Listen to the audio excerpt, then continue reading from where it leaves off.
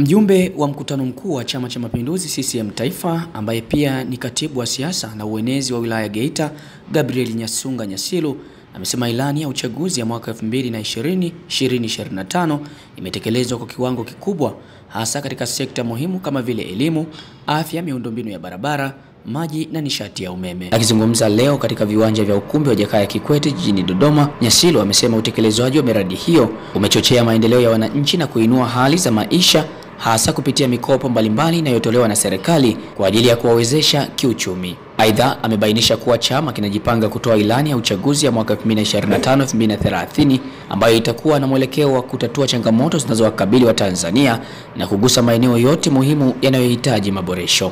Elia Jackson Lupembe, hii ni News Update Media. Kwa majina yangu naitwa Gabriel Nyasunga Nyasilu, mwenezi wa Chama cha Mapinduzi wilaya Geita na mjumbe wa mkutano mkuu wa Chama cha Mapinduzi Taifa.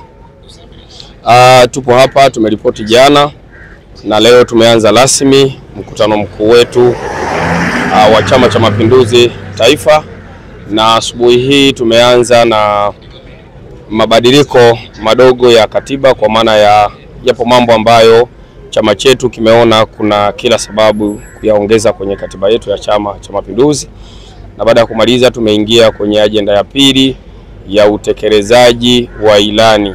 Tumeanza na utekelezaji wa ilani kutoka Zanzibar, kwa maana ya serikali ya mapinduzi ya Zanzibar.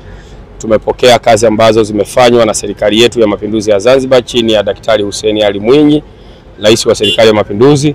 Tumeona mambo makubwa ambayo yamefanywa na serikali ya mapinduzi ya Zanzibar kupitia viongozi wake, kupitia ilani ya Chama cha Mapinduzi. Tumeona miundombinu ya elimu, ya afya na mambo kadha wa kadha ambayo kwa kweli kwa miaka hii mitano ilani kwa upande wa serikali ya mapinduzi ya Zanzibar imetekelezwa vizuri sana.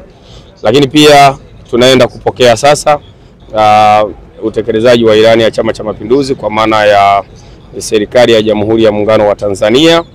Na kama unakumbuka, mwezi wa kwanza tulipata utekelezaji wa ilani wa miaka 4 ya Mama Samia Suluhu Hassan.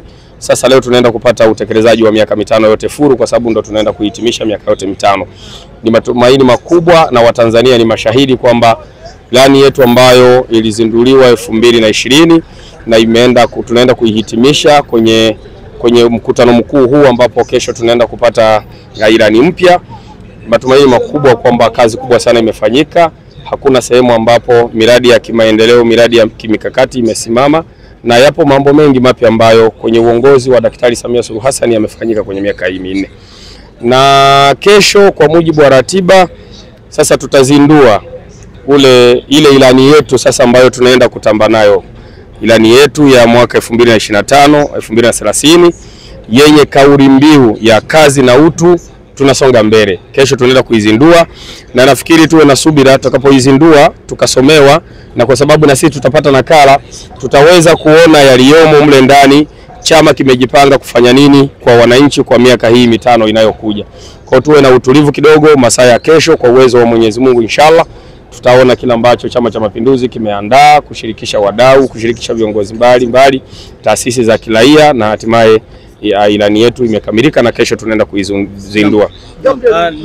Kwa wilaya yetu kwa kweli ndio maana tunasema Mama Samia 5 tena, na hatuna tunachomdai, kwa sababu kwenye ilani ambayo tunaimalizia ya 2025 mambo mengi sana yamefanyika kwenye wilaya yetu ya Geita. Ukiangalia kwenye miundombinu ya barabara, ukizungumzia tu kwenye mji wetu wa Geita, umeona tumepata kilomita nyingi sana za lami, lakini pia tumepata kilomita 17 ambazo zinaendelea.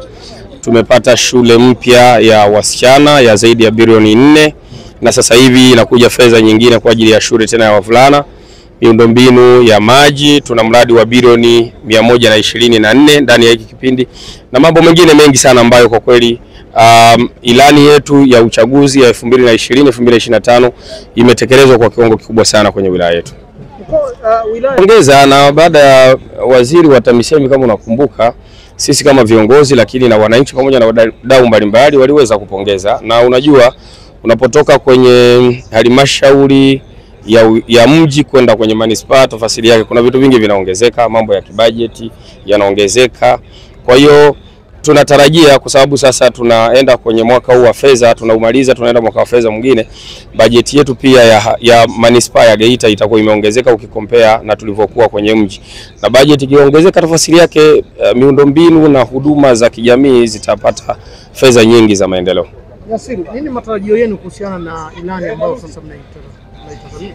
Ya matarajio yetu kwamba tutakuwa na ilani ambayo ni bora na nzuri sana. Na ndio maana tumewaambia kwa sababu ni kesho, tuvumilie, tutapata wasaa tena wa kuzungumza. Hatuwezi kuanza kuwa watabiri saa hizi wakati jambo ni kesho. Tutazindua ilani yetu, tutasomewa, tutaiona. Then kama kuna ulazima wa kuzungumza tutazungumza. Lakini saa hizi tunaizungumza hii ambayo tumemaliza.